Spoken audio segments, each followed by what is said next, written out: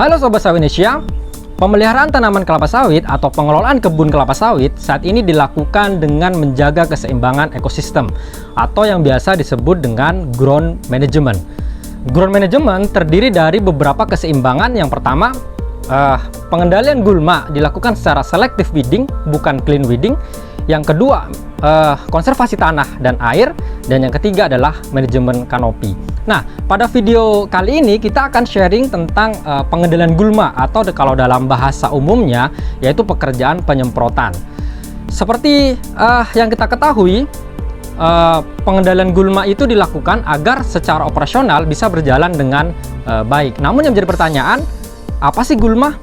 Nah, gulma adalah tumbuhan yang tumbuh tidak pada tempatnya dan tidak diinginkan oleh manusia karena sifatnya yang mengganggu tanaman utamanya. Jadi kalau seandainya misalkan kita budidaya kelapa sawit tumbuh pisang, walaupun pisang itu secara ekonomi bisa dijual, bisa dimakan, tapi karena bukan tanaman utama, maka dia dianggap sebagai gulma.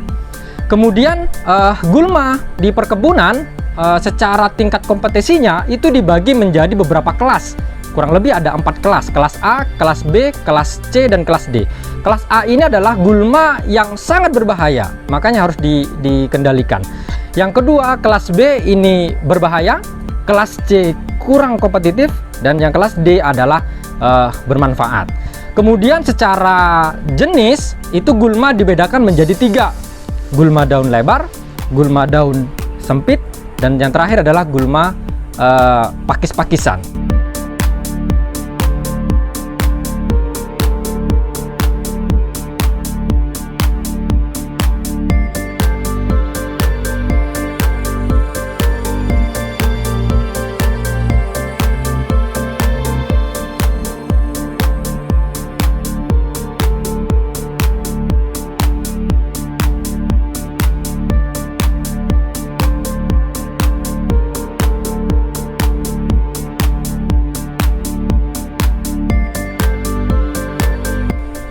Nah, dalam pekerjaan penyemprotan ada beberapa hal yang harus diperhatikan dan harus diketahui.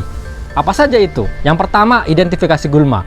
Identifikasi gulma adalah pekerjaan untuk melakukan identifikasi tentang gulma apa saja yang dominan sehingga nanti kita bisa memilih herbisida atau racun yang tepat sehingga tidak salah sasaran.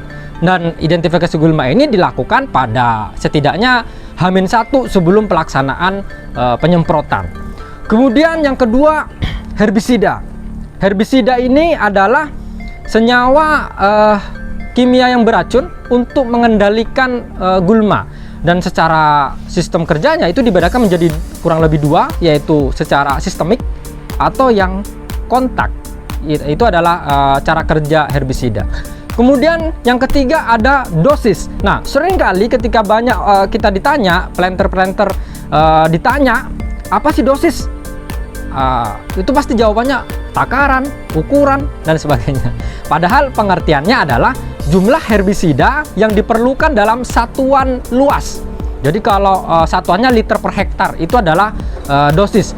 Dosis ini merupakan nilai tetap yang biasanya ditentukan oleh jenis gulma dan juga kondisi gulma yang akan dikendalikan. Kemudian ada selain dosis, ada istilah konsentrasi.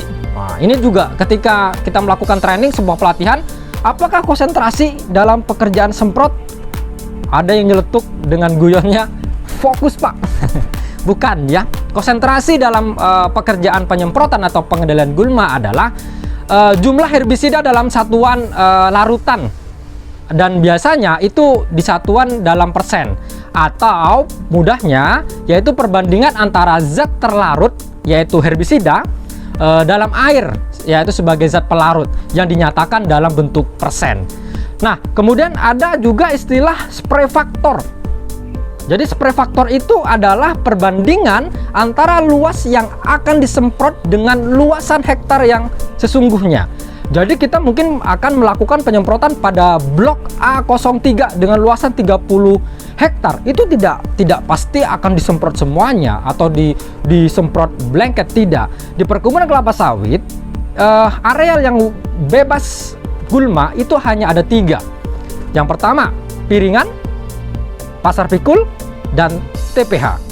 Selebihnya ya dikendalikan dengan situasi sesuai dengan aturan yang berlaku di masing-masing perusahaan.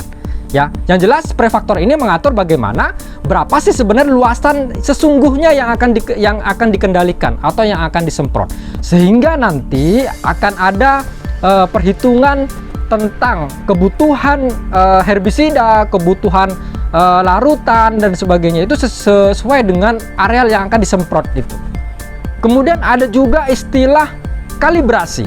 Kalibrasi ini adalah pekerjaan untuk menguji apakah alat semprot kita, yakni nozzle, itu masih bekerja sesuai dengan standar pabrikasi atau sudah tidak standar.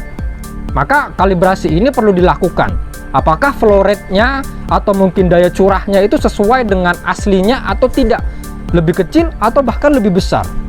Dan di kalibrasi ini dilakukan beberapa treatment atau perlakuan. Di antara yang pertama mengukur flow rate, mengukur kecepatan curah air yang keluar dari nozzle. Yang kedua, mengukur lebar semprot atau yang biasa disebut dengan SWOT. Ya, yang ketiga adalah mengukur dengan kecepatan jalan. Sehingga nanti akan muncul angka yang pasti apakah alat kita sudah standar atau tidak. Nah, itu mungkin beberapa hal-hal yang harus diperhatikan ketika kita mau melakukan pekerjaan semprot. Mudah-mudahan informasi ini bermanfaat dan tunggu video kita selanjutnya. Sehat selalu, sukses selalu. Bye-bye.